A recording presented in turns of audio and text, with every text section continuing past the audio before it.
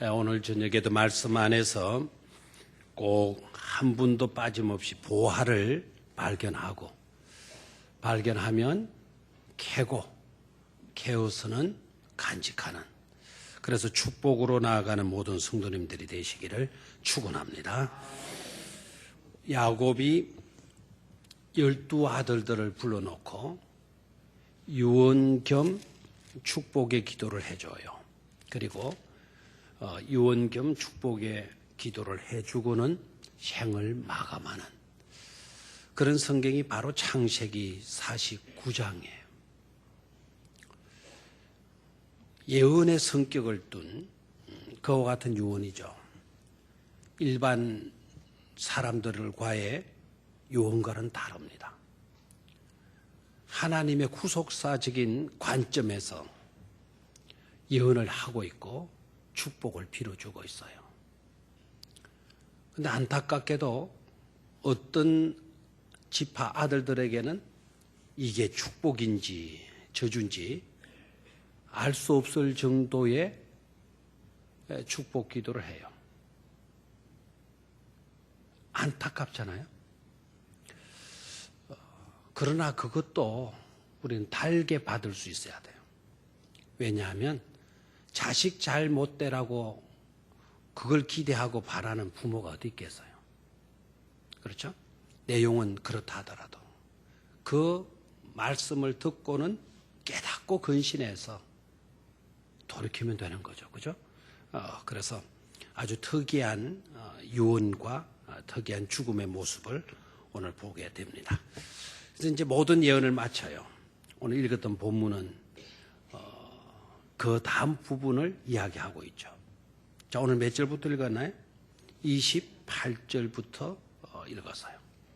자, 베냐민까지 축복기도 유언의 예언의 말씀을 다 하고는 28절은 새롭게 이제 결론 부분으로 들어가는 거예요. 이들은 이스라엘의 뭐라 그랬나요? 12지파라. 12 아들들 하나하나 이름 불러가면서 예언의 말씀, 유언의 축복의 말씀을 해주고는 이제 다 마쳤어요. 그리고 결론을 짓고 있어요. 축복으로 나아가는 인생 정말 중요한데요. 첫 번째는 첫 번째 우리가 캐내어야 할 보화는 바로 방금 읽었던 구절이에요. 이들은 이스라엘의 뭐라? 12지파라. 이들은 이스라엘의 12지파라. 자, 여기 이스라엘은 누구를 가리키죠? 이스라엘 국가를 가리키는 게 아니고 바로 야곱을 가리키죠. 이 12 아들들은 이스라엘의 야곱의 뭐라 그랬나요? 12지파다. 12지파. 슬쩍 읽어보면 보화가 아닌 것 같아. 야곱의 12 아들들. 그 아들들이 지파를 이루잖아요. 12지파다. 이게 무슨 보화인가? 그런데 가만히 여러분 묵상을 해봐요. 이들은 이스라엘의 12지파다.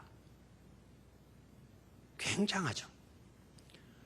12 아들들이라 말하지 않고 12 뭐라 그랬나요? 지파다라고 이야기를 해요. 여기서 깨달을 수 있는 게 바로 뭔가 하니까 야곱은 이때까지 축복을 움켜쥐려고 했던 사람이에요. 축복을 추구하는 그 복을 위에서 몸부림쳤던 그런 인물이 바로 야곱이잖아요. 그런데 야곱의 생애 말년에 와서 딱 보니까 오히려 축복을 끼치고 있는 인생인 것을 볼 수가 있죠. 야곱 한 사람으로 인하여서 몇 사람의 지파가 일어나게 된다? 12명의 지파가 일어나고 있는 것을 볼 수가 있잖아요. 12지파다. 이스라엘의 12지파다. 그냥 슬쩍 읽고 지나칠 수 있는 요소가 아니다 이거예요. 우리들의 삶의 변화가 어떤 식으로 나타나야 되는가 하는 거죠. 우리의 신앙생활의 마지막도요. 언젠가는 찾아오게 될 거예요. 그때 내 믿음의 후반은 어떠해야 될 것인가? 를 우리에게 일깨워주는 구절이에요. 축복을 위해서 몸부림칩니까? 오늘 저녁에 은혜 받기 위해서 이전에 나오셨습니까? 잘하셨어요. 그렇게 하셔야 돼요. 그런데 언제까지 은혜 받고 언제까지 축복을 받기만 하려고 합니까? 은혜 받았다면, 축복을 받았다면 은혜를 끼칠 수 있는 인생으로 적어도 나아가야 되지 않을까요? 축복을 받았다면 축복을 끼치는 인생으로 우리가 나아가는 게 그게 진정 믿음의 삶의 아름다운 모습 아니겠습니까? 죽을 때까지 축복을 받기만 하려고 몸부림치고 있다? 죽을 때까지 은혜 받기만을 위해서 몸부림치고 있다? 어떻게 보면 슬픔이죠. 야곱의 인생 봐요. 젊어서 얼마나 복을 위해서 몸부림쳤습니까? 악착 같았고 물불을 가리지 아니했고 열정적이었고, 그런데 그의 생애 말년에 와서 보니까 축복을 받고자 하고 있는 야곱이 아니고 오히려 축복을 끼치고 있었던 야곱의 생이었다 하는 것을 깨달을 수가 있죠. 야곱을 여러분 새롭게 이해할 수 있어야 돼요. 야곱은 복을 위해서 몸부림쳤고 물불을 가리지 아니했던 그런 사람이다. 주변에 그런 사람이 있으면 오히려 위험스럽고 부담스럽다. 이렇게 하면 야곱을 볼 것이 아니라요, 야곱의 생애 말년을 보게 되니까 오히려 많은 자녀들에게 축복을, 엄청난 축복을 끼쳐주고 있는 것을 볼 수가 있죠. 교회 생활 여러분 어느 정도 해오셨습니까? 1년, 2년? 아직도 신앙의 초보의 단계에 머물고 있지는 않습니까? 저와 여러분들의 신앙의 연조가 깊어졌다고 한다면 이와 같은 교회관을 가지고 신앙생활을 하는 게 아름답고 합당하지 않을까요? 교회는 혜택을 입으려 가는 것이 아니고 오히려 받은 은혜를, 받은 축복을 우리의 정성스러운 은혜로 어떻게 하면 잘 섬길 수 있을까 하는 것으로 교회를 출석하고 교회 생활을 하게 되어지는 것이, 그게 아름다운 모습 아니겠어요? 교회를 왜 다닙니까? 라고 물으면 은혜 받으러, 축복 받으러 교회를 다니지요. 물론 우리가 교회 나가서 은혜 받고 축복 받아야 돼요.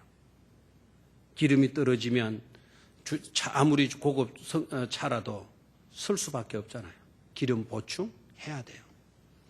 근데 언제까지나 그런 단계에만 머물러서는 안 된다는 거예요. 진정한 교회 생활은 혜택을 입으러 가는 것이 아니고 우리의 정성스러운 손길로 섬기기 위해서 저는 갑니다.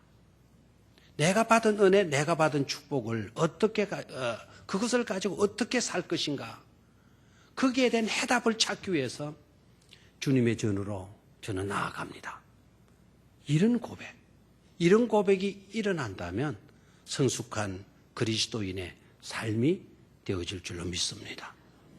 우리 교회는 그런 성도들이 많이 일어날 수 있게 되기를 축원합니다. 축복받는 인생에서 축복을 끼치는 인생으로 언젠가는 우리가 그와 같은 자리 옮김이 있어져야 될 줄로 믿습니다. 지도를 한번 볼까요? 지도. 예사로운 축복이었는지 한번 보도록 하죠. 아유, 너무 글씨가 작게 나오네요. 자, 12지파, 이스라엘 백성들이 가나안 땅에 들어가기 전에 내용들을 읽을 수가 전혀 없네요. 상황이에요. 그 가나안 땅에 헷 족속, 아모리 족속, 여부스 족속, 브리스 족속, 히 족속, 가나안 족속들, 아모리 족속들이 진치고 살았잖아요. 그래 가나안 7족속들이 저 땅을 장악하고 있었어요. 그런데 여호수아가 출애굽한 이스라엘 백성들을 인솔해서 가나안 땅을 들어가잖아요. 가나안 땅을 들어가고 난 뒤의 상황을 한번 보도록 해요. 똑같은 지역인데, 땅인데 어떻게 바뀌느냐. 이제 조금 글씨가 커져서 보이는지 모르겠어요. 어떻습니까? 시몬 읽을 수가 있습니까? 맨 밑에 시몬, 유다, 에브라임, 머나세, 이사갈, 서불론, 납달리. 오른쪽으로 가볼까요? 르우벤, 갓, 머나세. 저 위에도 머나세가 있죠. 머나세 반지파가 양 요단강을 중심으로 해서 반쪽은 요단강 서편에, 반은 요단강 동편에. 그러니까 저 땅이 이전과는 다르게 가나안 7족속들의 이름은 사라져버리고 12지파들의 이름으로 땅이 분할이 됐잖아요. 지도로 보잖아요, 지금. 자, 이게 예사로운 일입니까? 이게. 야곱의 말년이 얼마나 아름다웠는가. 야곱 한 사람으로 인하여서 자녀들에 끼친 영향력이 오죽했는가라는 것을 보여주는 현실이에요, 저게 역사의 모습이에요. 여러분들의 자녀들이 몇 명 있어요? 박 집사님 자녀들이 몇 분 있어요? 3사람. 미안합니다. 3사람인데 경상남도 땅을 그 아들, 큰 아들 주고, 둘째 아들 전라도 땅 주고, 셋째 아들 충청도 땅 주고, 아들 이름이로 길동이 도, 철수도, 영철이도, 이런 식으로 이름을 붙일 수가 있겠어요? 만약에 붙였다 하면 난리 났겠죠. 여러분, 로마의 분봉왕들이 이스라엘 땅을 정복하고 통치하고 있었잖아요. 이스라엘 땅을 정복했지만 이스라엘 도시 전체를, 그 지역 전체를 그 황제의 이름을 붙인 곳이 없어요. 딱 한 군데 여러분 들라 그러면 가이사라라고 하는 지역이 있어요. 가이사라. 그 다음에 저 북방의 시골 가이사라 빌립보라고 하는 데가 있어요. 자, 거기에 가이사라라고 하는 말이 들어가 있죠. 그 가이사라란 말은 바로 뭡니까? 로마의 황제의 이름 아닙니까? 알겠죠? 로마 황제 정도 돼도 항구 도시 하나 지역을 이름 갖다 붙여놓은 거예요. 근데 야곱 봐요. 야곱의 12아들들의 이름이 저 도의 이름으로 결정되어져 버리잖아요. 이해가 됩니까? 축복받기 위해서 몸부림치는 야곱만 생각하지 말아요. 야곱 한 사람으로 인하여서 엄청난 축복을 끼치고 있는, 그래 그 자녀들이 엄청난 축복을 받게 되는 것을 볼 수가 있잖아요. 우리들의 삶의 내용이 그럴 수 있기를 주의 이름으로 축원합니다. 신앙생활은 반드시 변화로 나타나야 돼요. 이와 같은 변화로. 옛날에는 내가 설사 그랬다 할지라도 앞과 뒤를 돌아보지 아니했던 나만을 위한 삶이었다 그러더라도 신앙생활 연조를 우리가 더해 갈수록 나로 인하여서 누군가가 축복을 받게 되는, 나의 삶은 누군가에게 축복을 끼치는 그런 삶으로 변화되고 발전되어 갈 수 있어야 된다라는 거예요. 아멘입니까? 꼭 그렇게 될 수 있기를 주의 이름으로 축원합니다. 축복을 받는 인생에서 어떤 인생으로 나아가자? 축복을 끼치는 인생으로 나아가자라는 거예요. 그 보화를 어디에서 찾아야 돼요? 이들은 이스라엘의 12지파라 하는 이 구절에서. 다시 한번, 이들은 이스라엘의 12지파라. 아멘입니까? 이곳에서 우리가 캐내어야 할 보화, 축복받는 인생에서 축복을 끼치는 인생으로, 오케이? 나아가야 된다라는 이 보화를 바로 이들은 이스라엘의 12지파라라고 하는 말씀 속에서 캐낼 수 있어야 된다라는 거예요. 아멘입니까? 예, 두 번째로. 자, 이들은 이스라엘의 12지파라. 이와 같이 그들의 아버지가 그들에게 말하고 그들에게 뭐하였으니? 축복하였으니. 그들에게 말하고라는 이 말은 앞에 말했던 거예요. 유언의 성격을 띠고 있었다 그랬죠, 그죠? 다른 유언과는 다른 것은 하나님의 후속사진 낀 입장에서 유언을 하고 있다라는 거예요.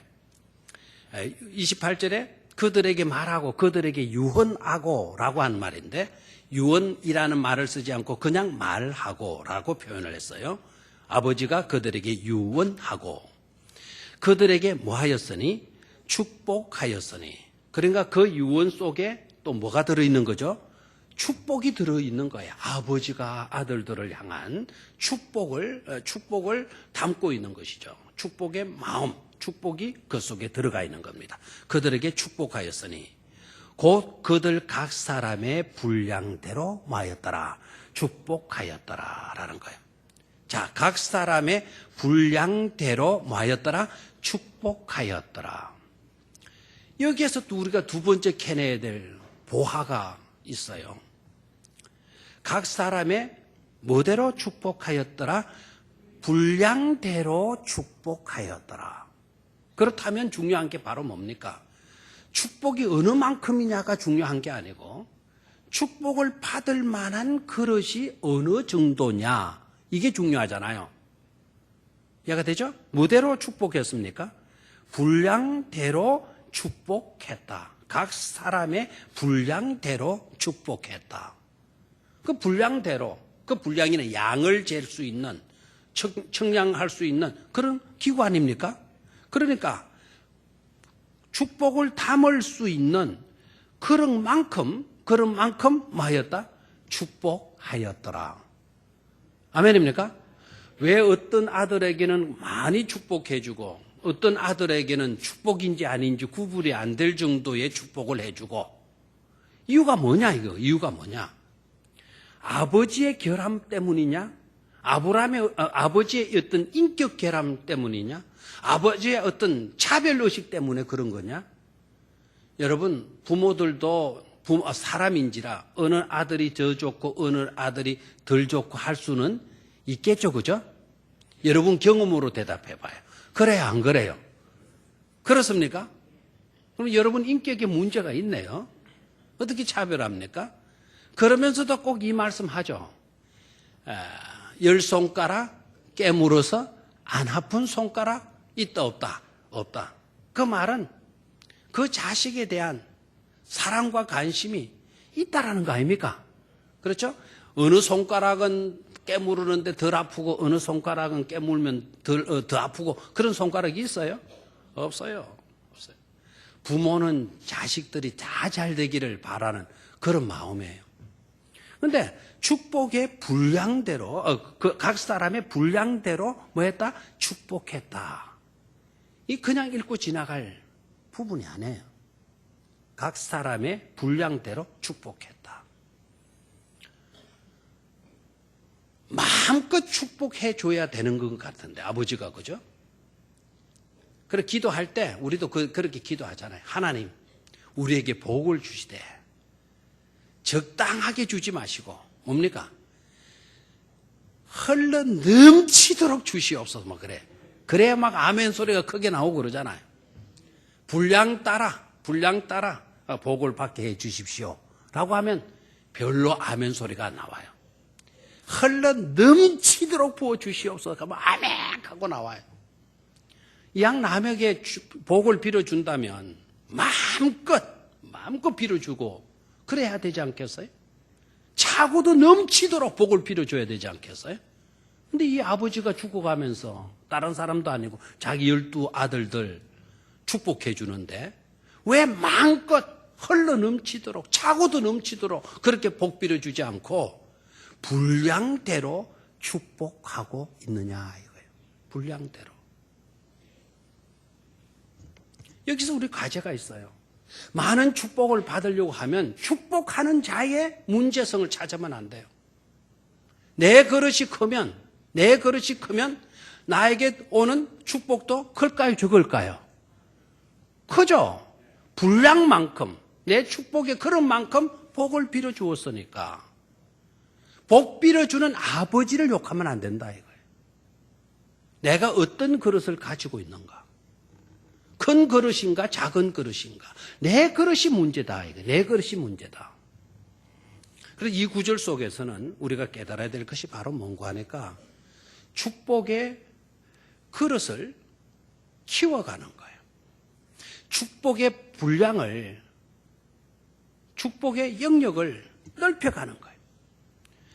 이걸 우린 지경이라고 표현할까요? 축복의 지경을 뭐 해가는 것이 필요하다? 넓혀가는 것이 필요하다 이거예요. 축복의 지경을 넓혀가게 되면 그 분량대로 축복을 해 주신다고 했을 때 그 지경 넓은 대로 우리가 축복을 받을 수가 있는 것 아닙니까? 이해가 됩니까? 아버지가 자식들을 복 빌어주면서 왜 마음껏 빌어주지 않고 분량대로 빌어주고 있냐?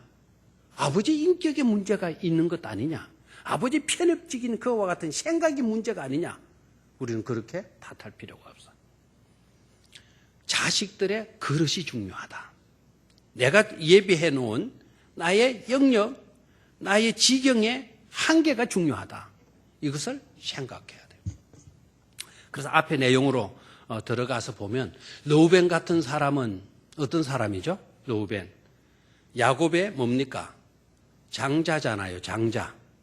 장자면 그 유대 풍습으로 차자나 그 밑에 자녀들보다 몇 절의 유산을 받을 수가 있죠?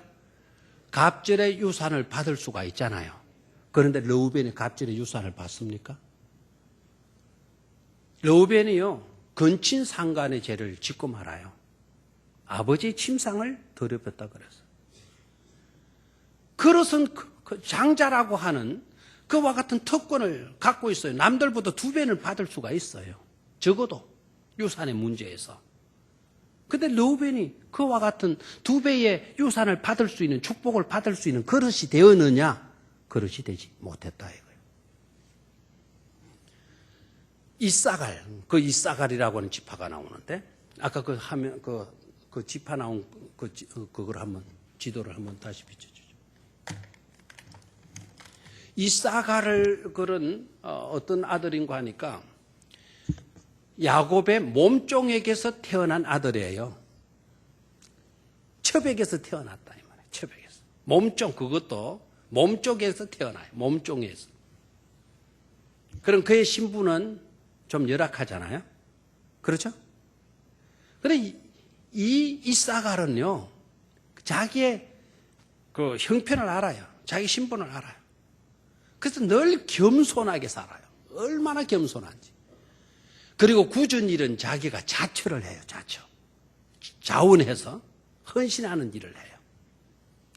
요사이처럼 철저하게 자기의 실리를 챙기고 이기주의적인 그 욕심으로 산 것이 아니고, 이사갈은 나는 몸종의 출신이다. 그걸 알고는 늘 굳은 일을 독차지해요. 그런데 그렇게 하다 보니까 온유한 사람이 뭐를 차지하게 돼요? 땅을 차지하게 되죠. 이 몸종이라면은 아마 아주 악한 그런 지경들을 분배받아야 될 건데, 근데 이사갈이 어느 땅을 차지하는가 하니까 저 위쪽 거 보게 되면 갈릴리 호수를 좀 지적해줘요. 갈릴리 호수 저 보이죠? 갈릴리 호수 바로 아래쪽을 봐요. 그 이사갈이 나오죠? 저 지역이 이스라엘 평야입니다. 이스라엘 땅에서 가장 비옥한 땅이에요. 몸종인 아들이, 몸종에게서 태어난 아들이 어떻게 저런 비옥한 땅을 차지하게 되느냐 이거죠. 야곱의 예언대로예요. 예언대로. 자, 이사갈 한번 볼까요? 그 위로 올라가면 당장 찾아볼 수가 있죠. 14절을 봐요. 14절 찾았습니까? 이사갈은 양의 우리 사이에 꿇어 앉은 건장한 뭐로다? 나귀로다. 꿇어 앉은 건장한 나귀, 무릎을 탁 꿇고 있는 건장한 나귀, 겸손한 힘있는 나귀로다. 그 뒤에 볼까요? 15절 그는 쉴 곳을 보고 좋게 여기며 토지를 보고 아름답게 여기고 어깨를 내려 짐을 메고 압제 아래에서 섬기리로다. 마치도 힘있는 권세자 앞에 섬기는 그와 같은 사람의 모습을 갖고 있는 거예요. 결국 차지하는 땅은 그런 땅을 차지했어야 한다, 안 차지했어요? 그런 땅이 야곱의 축복대로 주어지고 있는 것을 볼 수가 있잖아요. 됐습니까? 저 땅은 여러분 다시 저 지도를 봐요. 저 지도를 보면 야곱이 살아있을 때 저렇게 지정해 준 것이 아닙니다. 야곱은 400년 전에 죽었어요. 몇 년 전에? 400년 전에. 네? 400년 전은 다 안 되겠구나. 애굽으로 내려간 지가 430년이니까. 거기에 130년을 된 나중에 계산하면 나와요. 야곱이 몇 세에 죽어요? 130세. 거의 말년에 고센 땅으로 내려가잖아요. 말년에. 그건 400년 되겠네요.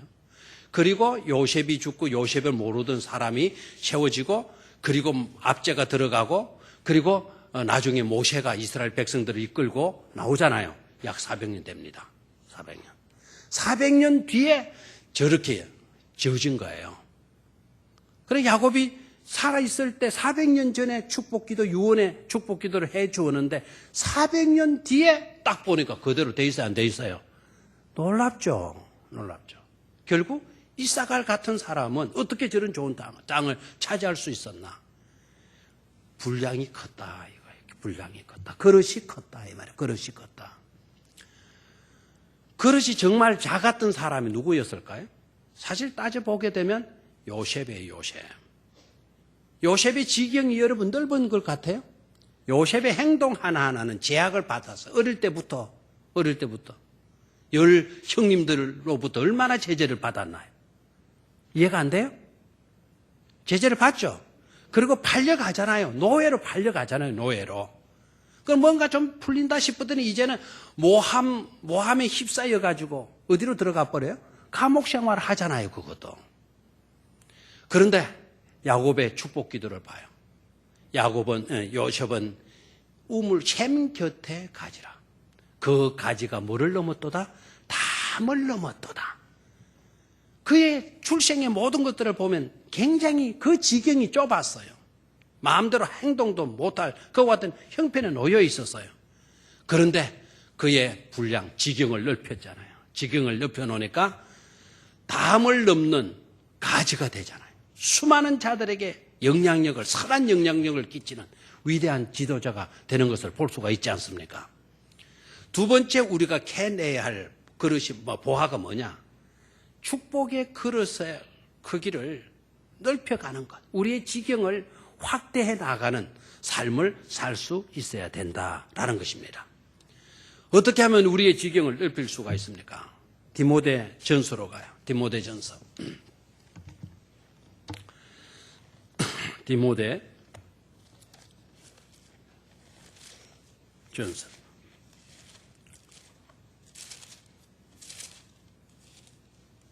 디모데 후서 2장.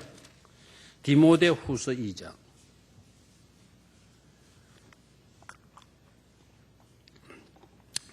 20절, 21절. 345쪽. 찾으셨나요? 자, 같이 읽습니다. 345쪽, 20절, 21절. 가능한 한 다 찾으시고 같이 읽으셨으면 좋겠어요. 시작. 큰 집에는 금 그릇과 그릇뿐 아니라 나무 그릇과 질 그릇도 있어 귀하게 쓰는 것도 있고 천하게 쓰는 것도 있나니 그러므로 누구든지 이런 것에서 자기를 깨끗하게 하면 귀히 쓰는 그릇이 되어 거룩하고 주인의 쓰심에 합당하며 모든 선한 일에 준비함이 되리라 그랬어요. 모든 선한 일에 준비함이 되리라. 선한 영향력을 끼치는데 유용하게 쓰이게 되어지리라 라는 말씀이에요. 아멘입니까? 그래서 축복의 지경을 넓혀가는 저와 여러분들의 삶이 되시기를 주의 이름으로 축원합니다. 기도할 때도 여러분 속 좁게 기도하지 마시고 남을 위한 너를 위한 기도로 그 분량을 넓혀가셔요. 우리 교회만 잘 되다라고 기도하는 그런 교인 되지 말고 우리 이웃 교회도 잘 되도록 기도하는 그 기도의 폭을 넓혀가시라 이 말입니다. 우리 민족도 위해서 기도해야 되겠죠. 우리 민족 위해서 기도할 뿐만 아니라 이번에 자살 테러를 범한 저 민족 세상을 경악스럽게 만드는 저런 민족 위에서도 우리는 뭘 해야 돼요? 기도해야 돼요. 우리의 기도의 분량을 넓혀갈 수 있게 되기를 축원합니다. 나의 기도의 지경을 넓혀가요. 이 땅 위에 너를 위한 기도로 지경을 넓혀가는 것으로 끝나면 안 돼요. 우리 주님처럼 아버지여 내 원대로 하지 마옵시고 아버지의 원대로 하시옵소서. 우리의 기도의 지경을 아버지의 소원대로 되게 해달라는 기도로 우리의 기도의 지경을 넓혀가야 돼요. 우리의 지경을 넓혀놓으면 그 지경에 합당하게 하나님이 채워주시는 줄로 믿습니다. 복으로 은혜로 놀라운 것으로 채워주게 될 줄로 믿습니다. 축복의 그릇을 넓혀가는 인생이 되어지기를 주의 이름으로 축원합니다. 마지막 세 번째로 자 29절로 내려가요. 29절 시작. 그가 그들에게 명하여 이르되 내가 내 조상들에게로 돌아가리니 나를 햇사람 에브론의 밭에 있는 굴에 우리 선조와 함께 장사하라 그랬어요. 아브라함이 참 지혜로운 사람이에요. 그리고 항상 자기를 볼 줄 아는 그런 사람이에요. 우리가 잘 나갈 때나 하게 되면은 자기를 보는 시각이 약해진다 그래요. 잘 나갈 때는 허영에 들떠 있는 거죠. 또 우리가 나무 위를 올라가 보면 잘 알잖아요. 나무 위를 올라가 보면 나무를 조금 올라갈 때는 밑에가 잘 보여요, 안 보여요? 잘 보이죠. 그런데 자꾸 위로 올라가면은 밑에가 보여요, 안 보여요? 꼭대기까지 올라가도 보이는 것은 가지밖에 없죠. 맞죠? 그래 내가 어느 정도 높이 올라왔는지도 모르게 된다라는 거예요. 우리가 높아지고 우리가 잘 나가게 되면 내 위치를 파악하지 못하는 경향들이 많다는 겁니다. 내가 지금 건강하고 있을 때 내가 어느 위치에 내 인생의 어느 위치에 어느 시점에 머물고 있는지 와 있는지를 지금 모르게 된다라는 거예요. 이게 안타까움이죠. 근데 야곱이 봐요. 내가 내 조상들에게 돌아가리니 내가 내 조상들에게 뭐한다? 돌아가리니. 이 말은 무슨 말이죠? 죽는다라는 뜻 아닙니까? 우리 모두는 언젠가는 돌아가요, 안 돌아가요? 돌아가죠. 나이가 이제 아까 박 집사님 기도할 때 보니까 이제 막 많이 올라가 가지고는 나이가 이 정도 돼서 이제 살 날이 얼마 남았다라는 식으로 기도를 했어요. 자식들이 들으면 약간 서글플 거예요. 저도 고향을 잘 못 가다가 어머니 살아 계실 때 한 번씩 내려가요. 잠시 내려갔다가 잠시 다시 말하면 마루에 앉지도 않고 그냥 다시 내려오고 하는데 한 번은 가니까 어머니가 방 안에서 뭐를 만지고 있어요. 그 삼배로 된 거를 만지고 있어요. 그게 뭔지 몰랐어요. 그래서 뭐 하고 있냐고 그러니까 그래 내가 죽으면 입을 옷이다 그러는 거예요. 순간적으로 자식이 얼마나 충격이 되는지 무슨 그런 소리를 해요.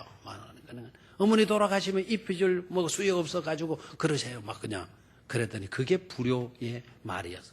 내가 너무 모르고 있었던 거죠. 어머니는 돌아가실 날을 알고 있었어요? 모르고 있었어요? 알고 준비하고 계셨던 거예요. 준비하고. 근데 자식은 그 소리가 좀 듣기 싫었어요.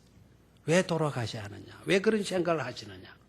마지막까지 좀 밝게 그렇게 사셔야지. 왜 그렇게 생각을 하시느냐? 그게 좀 불만이었던 것 같아요. 죽음을 미리부터 알고 준비하는 그 모습이 참 아름다운 건데 지금 생각해 보니까 아름다운 건데 내가 너무 철이 없었구나 하는 생각을 가져봐요. 자, 야곱이 뭐라 그래요? 내 조상들에게로 뭐 하리니? 돌아가리니. 죽음을 생각하고 있는 거예요. 자기 위치를 알고 있는 거예요. 떠날 날을 지금 세고 있는 거예요. 그러면서 유언이 계속되잖아요. 나를 햇사람 에브론의 밭에 있는 굴에 우리 선조와 함께 뭐하라 그랬어요? 장사해라. 그리고 그 설명이 부족할까 봐 30절에 부연해서 설명해 주고 있어요. 이 굴은 어디에 있습니까? 가나안 땅 마므레 앞 막벨라 밭에 있는 것이라. 앞에 29절의 끝부분으로 다 설명이 되는데 혹시나 아들들이 헷갈려서 모를까 봐 이제 번지까지 이야기를 해주는 거죠. 이 굴은 가나안 땅 마므레 앞 막벨라 밭에 있는 것이라. 번지라는 말은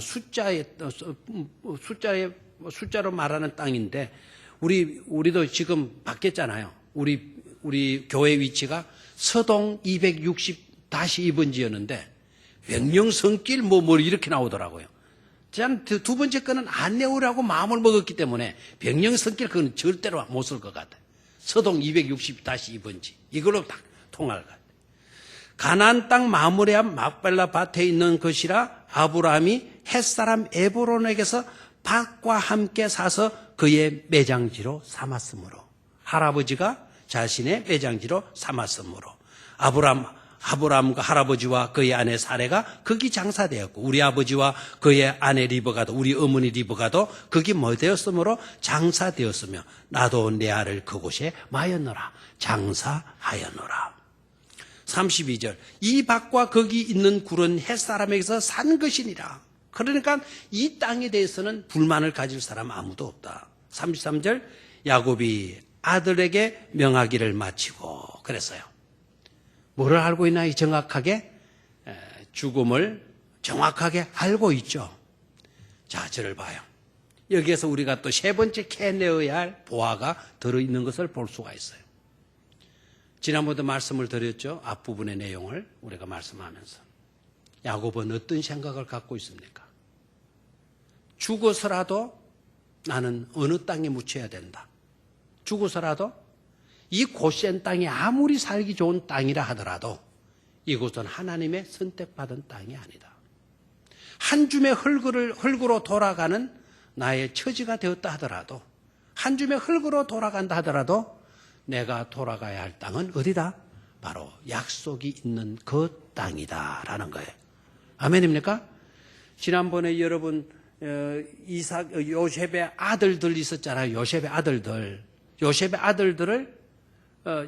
아들이라면 야곱의 뭡니까? 손자잖아요. 손자를 왜 굳이 어디로 받아들여요? 아들로, 양자로 받아들이잖아요. 이게 미친 짓 아닙니까? 손자로 있으면 어때요? 손자는 자손이 아닙니까? 손자를 갖다가 아들로, 양자로 끄집어 올리는 그런 할아버지가 어디 있어요? 손자를 아들로 삼는 그런 아버지 봤어요? 그런 할아버지 봤어요? 봤잖아요. 어디서? 성경 안에서. 누가 유일해요? 야곱이 그래요. 야곱이. 손자를 어디로 올려요? 아들로 받아 올려요. 양자로 올려요. 이유가 뭐라 그랬어요? 그 아들들은 요셉의 아들들이 맞아요. 자기 손자들 맞아요. 그러나 출신이 어디였어요? 애굽에서 태어났단 말이에요. 애굽에서 태어나서 이 아들들은 자칫 잘못하면 애굽의 시민권을 가졌잖아요. 국적이 어디죠? 애굽이 된단 말이에요. 이거 안 된다. 야곱의 철저함을 여러분 생각할 수 있어야 돼요. 그래서 자기 아들로 입양을 딱 올리는 거예요. 그러면 국적이 어디로 바뀌는 거죠? 가나안 국적으로 바뀌게 되는 거죠. 그만큼 철저했다. 애굽 땅에서 한 줌의 흙으로 돌아가나 가나안 땅에서 한 줌의 흙으로 돌아가나 다 마찬가지잖아요. 철저하게 야곱은 하나님의 언약을 붙드는 거예요. 그래 영원을 내다보는 거예요. 나의 미래에 나의 삶은 가나안이어야 된다. 가나안. 저와 여러분들의 영혼도 어디입니까? 영적인 가나안이죠. 영적인 새 예루살렘이죠. 하늘나라 아닙니까? 새하늘과 새 땅이 펼쳐지는 하나님의 나라. 그 나라에 대한 철저한 준비, 그 나라에 대한 기대감 우리 속에도 충만해야 될 줄로 믿습니다. 자, 그 다음에 또 봐요. 야곱이 아들에게 명하기를 마치고 그 발을 침상에 모으고 숨을 거두니 그의 백성에게로 뭐 했더라? 돌아갔더라. 그의 백성, 그 밑에 1번으로 내려가 봐요. 나네주, 그의 백성 뭡니까? 그의 열조에게로. 믿음의 약속을 가진 그와 같은 열조에게로 돌아갔더라. 특이한 점, 놓치지 말아야 될 부분. 제 유언을 다 했어요. 마지막 자기를 어디다가 장사하라고까지 다 유언을 했어요. 그리고 그 발을 침상에 모으고 뭐를 거두었다? 숨을 거두었다. 저를 봐요. 침상에 모으고 그 발을 침상에 모으고 이게 발이라 생각합시다. 그 발을 침상에 모으고 숨을 거두니 그의 백성에게로 돌아갔더라. 이 표현이 이상하잖아요. 여러분 죽은 사람이 대개 죽으면 어떻게 돼요? 누워서 이제 야곱이 죽은 거 아닙니까? 뭐 돌연사를 당한 게 아니고 죽음을 앞두고 침상에 누워서 이제 늙어서 돌아간다면 다리가 거의 침상에 뭐 했죠? 와저도 죽잖아요. 한쪽 다리는 밑에 있고 한쪽 다리는 머리 위로 가 있습니까? 되게 이렇게 나란해서 이렇게 죽잖아요. 그런데 굳이 그냥 숨을 거두었다 하면 되는데 그 발을 침상에 모으고 숨을 거두니 굳이 이 표현을 왜 썼을까요? 그럼 발을 썼다면 손도 써야 되잖아요. 손도 가지런하게 아니면 뭐 일자로 이렇게 차렷 자세로 죽었더라 아니면 손을 포개고 죽었더라 손에 대한 설명도 나와야 되잖아요. 그 발을 침상에 모으고 숨을 거두었다. 참 이상하죠. 이상하다면 그 속에 뭐가 들어있다라는 거죠. 그렇죠? 성경을 읽다 이상하다면 항상 유의를 해야 돼요. 여러분 밭을 가다가 이상하면 파보세요. 혹시 금괴가 들어있을는지 모르니까. 몸을 만지보다가 이상하거든 병원에 가보세요. 그 속에 문제가 있을 수 있으니까. 성경을 읽다가도 이상하다면 그 속에 뭐가 들어있다라는 것을 짐작합니다. 여기에서 깨달을 수가 있죠. 사람이 아무리 뛰고 몸부림치고 열정적으로 산다 하더라도 결국 죽을 때는 뭐합니까? 발을 모으고 죽는 거예요. 야곱은 복을 받기 위해서 얼마나 뛰어다녔나요? 이곳저곳으로 얼마나 뛰어다녔. 근데 죽을 때 되니까 다 뛰어다니는 것을 그만두고 두 발을 모을 수밖에 없잖아요. 여러분 염할 때 보셨어요? 염할 때 어떻게 해요? 묶죠? 뭐도 묶고 손도 포개서 묶고 발도 묶어야 묶어요? 묶고 왜 묶죠? 이제 좀 그만 쫓아다니라고. 이제 죽었으니까 그만 따르고 발 모으고 있어. 이제 하나님의 나라에 가서 부활해서 살면 되잖아. 발을 모으고 인간의 모든 수고가 있었다 하더라도 그 수고는 언젠가는 끝날 날이 온다 안 온다? 온다 이거예요. 하나님께서 예비하신 나라, 그 나라로 들어가는 준비. 나의 수고를 모두 마치고 하나님의 예비된 그 세계로 들어가는 인생이 될 때 진정 복 있는 인생이 되어진다 하는 것이죠. 그래서 영원의 축복을 이어가는 영원으로 축복을 이어가는 그런 삶이 복된 것이다라는 것을 깨달을 수가 있죠. 아멘입니까? 자, 오늘 제목이 뭐였어요? 축복으로 나아가라. 첫 번째, 어떤 축복으로 나아가라? 축복을 받는 인생에서 축복을 끼치는 인생으로 나아가라. 아멘입니까? 두 번째, 축복으로 나아가라. 뭐였습니까? 축복의 지경을 넓혀가는 축복으로 나아가라. 우리의 그릇을 넓혀가는 그런 축복으로 나아가는 인생이 되자라는 것. 세 번째는 뭐였습니까? 영원으로 이어지는 축복. 영원을 향한 축복으로 나아가는 인생이 되자라는 거죠. 아멘입니까? 그런 인생이야말로 진정 축복 있는 복 있는 사람이 되어질 줄로 믿습니다. 그런 자가 되시기를 주의 이름으로 축원합니다. 하나님 아버지, 오늘 저녁에도